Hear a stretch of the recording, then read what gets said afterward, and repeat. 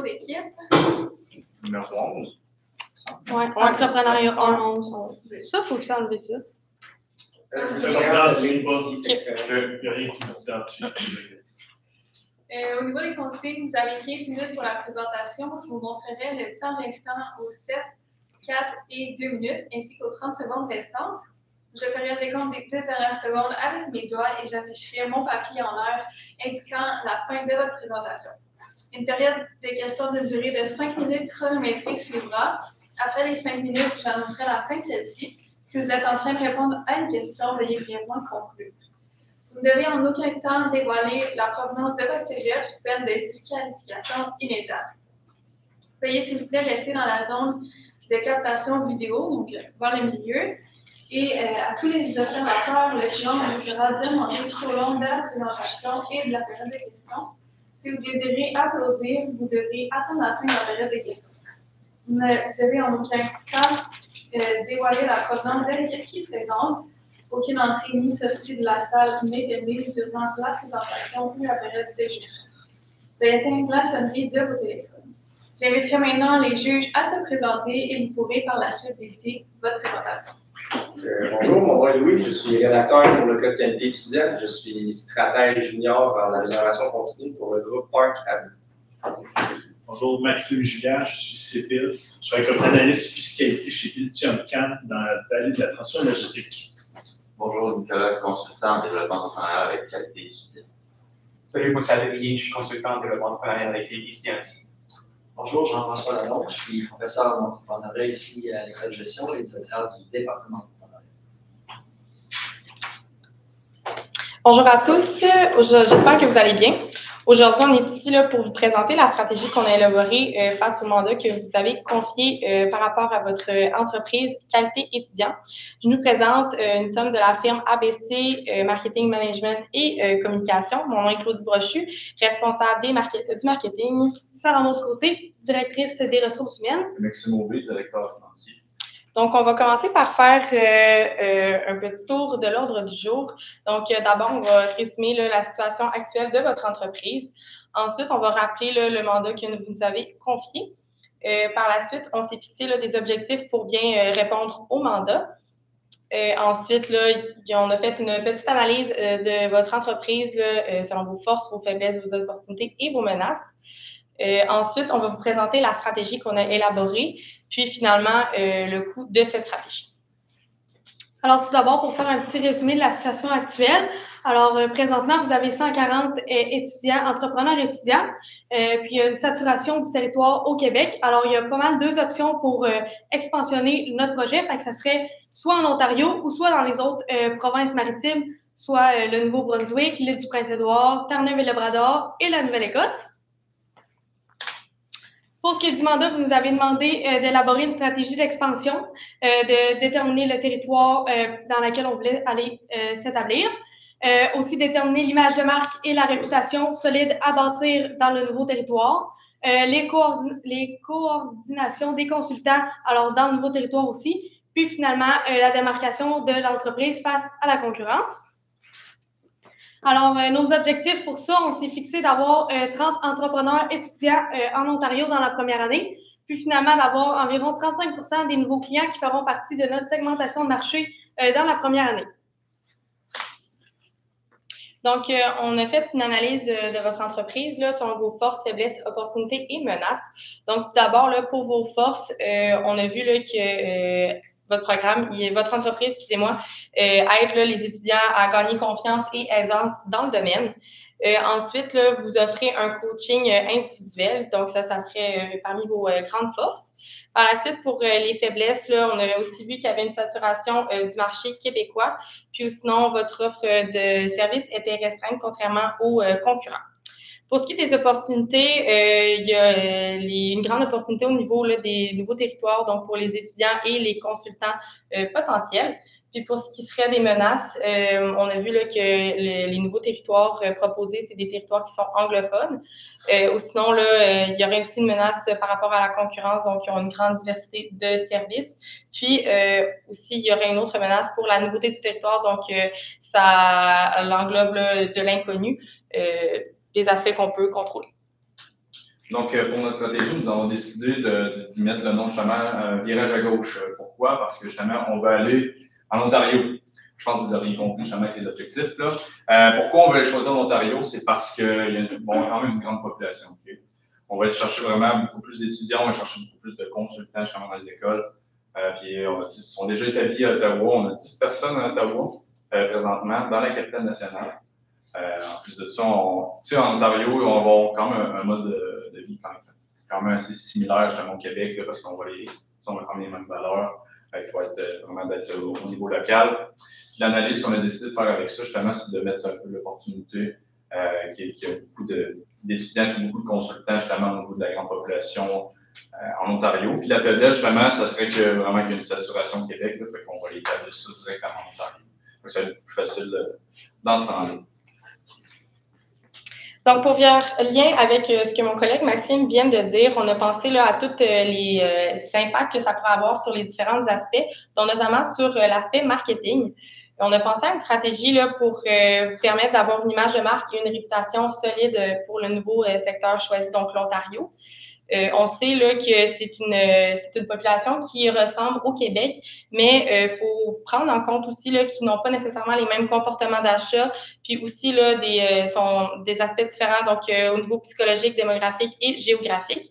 C'est pour ça que ça nous a amené à penser à la stratégie, donc d'apporter une deuxième page de réseaux sociaux, autant là, sur Instagram, TikTok que Facebook, mais exclusivement en anglais. Donc, ça vous permettrait là, d'adapter votre message partagé, puis de faire des vidéos là, seulement en anglais pour rejoindre la clientèle cible. Aussi, là, ça ferait lien à votre valeur là, donc, de l'ambition. Donc, vous pourriez continuer d'aller chercher des étudiants entrepreneurs. Si je fais lien là, à vos forces, donc on a vu là, que vos étudiants ils gagnent confiance et aisance, donc vous pourriez continuer de partager une de vos forces.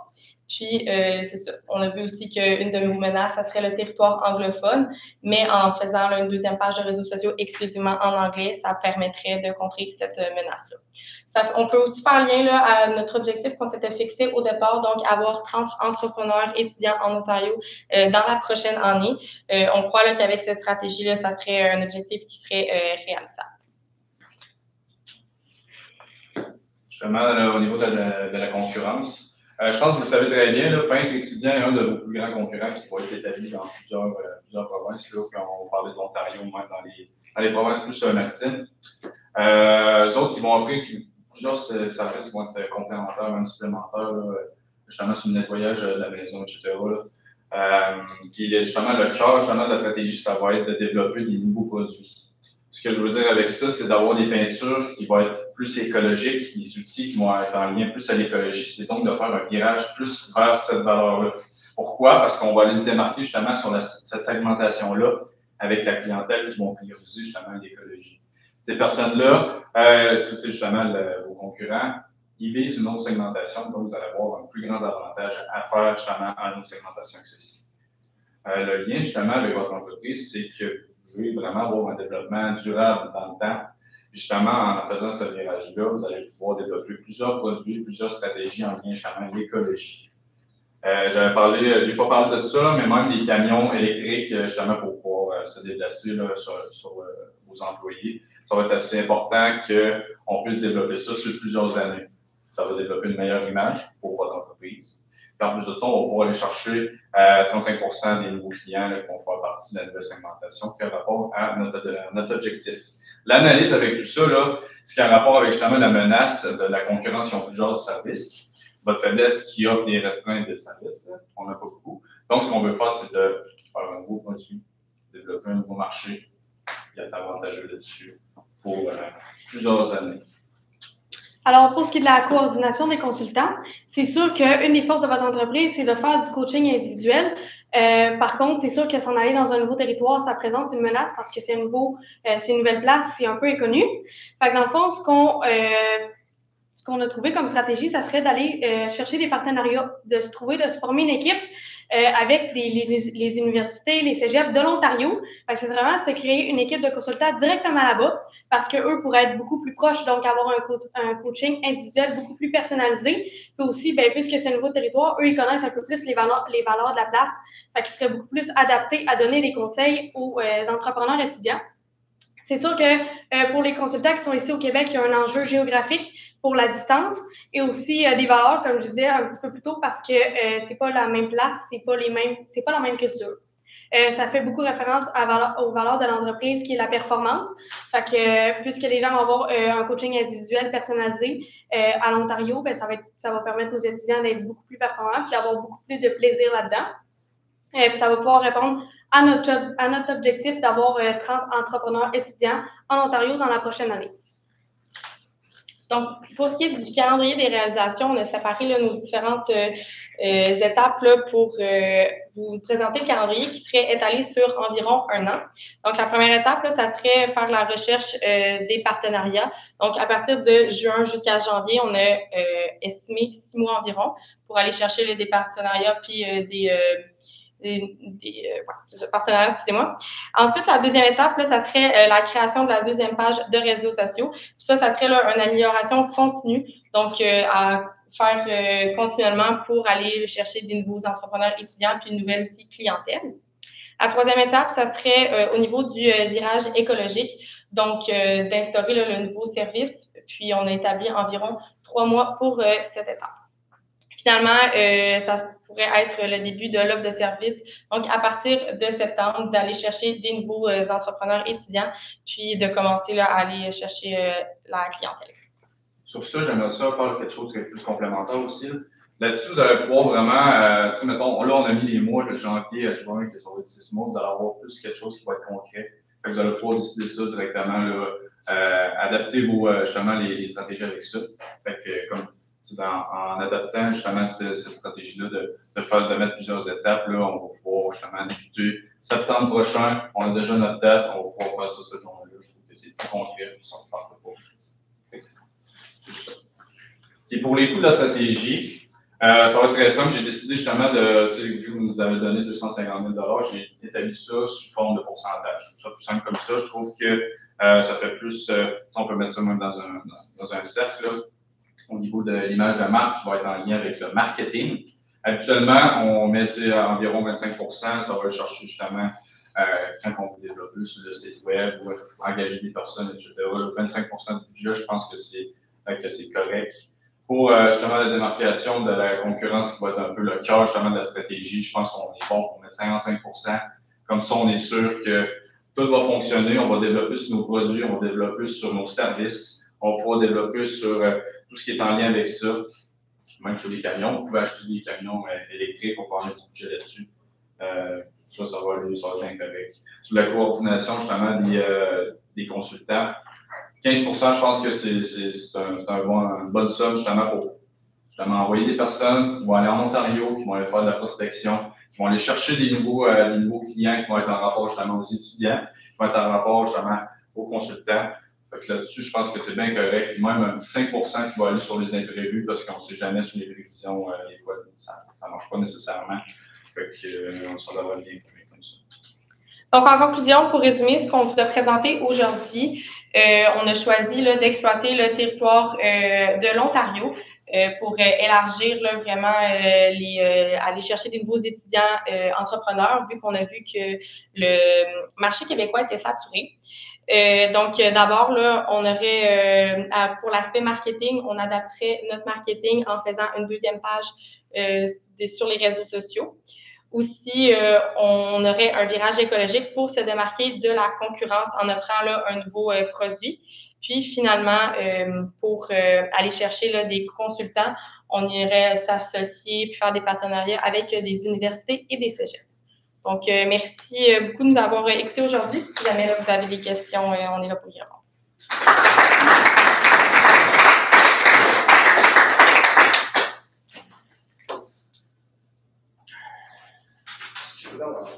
On est habitué, hein?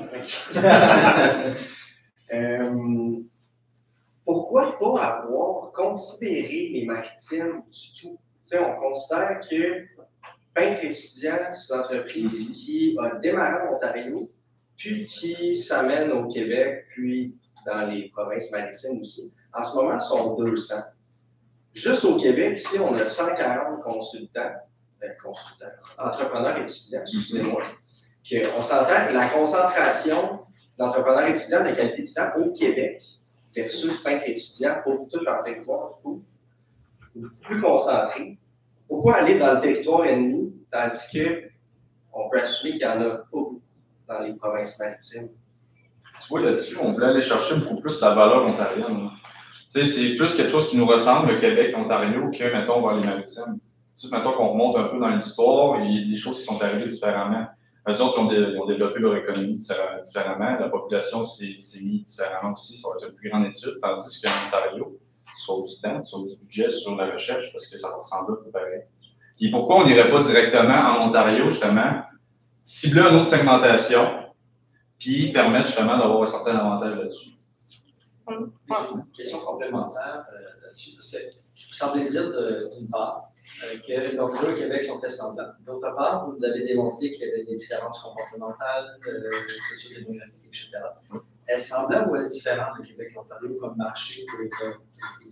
Semblable et différent. Ça dépend justement sur la segmentation qu'on va aller chercher, sur les valeurs qu'on va aller chercher.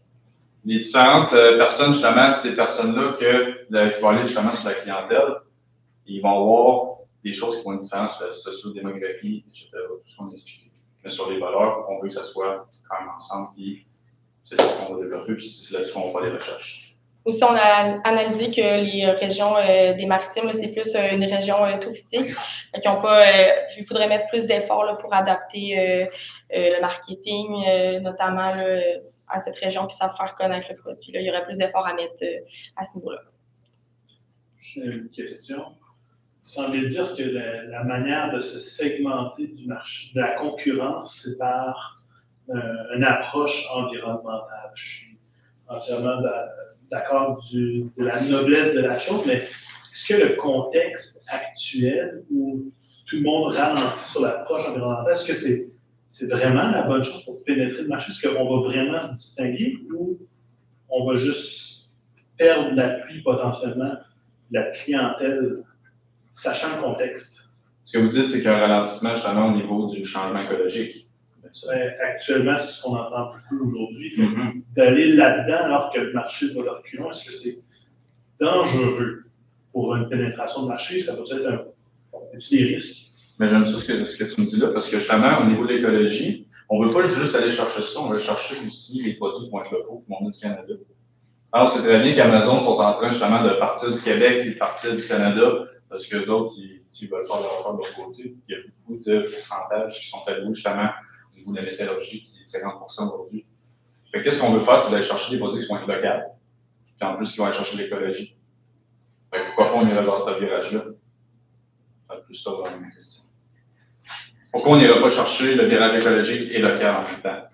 On se différencie justement des autres, puis on va être meilleur là-dedans, parce qu'on va faire des recherches là-dessus, on se prépare d'avance. Je rebondis là-dessus, mais je veux plus savoir la nuance justement quand vous dites d'aller chercher des produits. Est-ce que c'est de trouver un fournisseur existant avec des produits écologiques à un certain point locaux, ou c'est de créer un produit distinct à nous?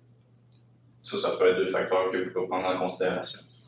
Si on va aller chercher, maintenant, je pense que tu dis, est-ce qu'on va chercher, est-ce que vous le faites vous autres mêmes, ou si on va chercher. Dans votre son initial, c'était plus d'aller chercher pas un partenaire d'affaires là, qui offre déjà une variété de produits écologiques, là, plus que d'aller créer une marque.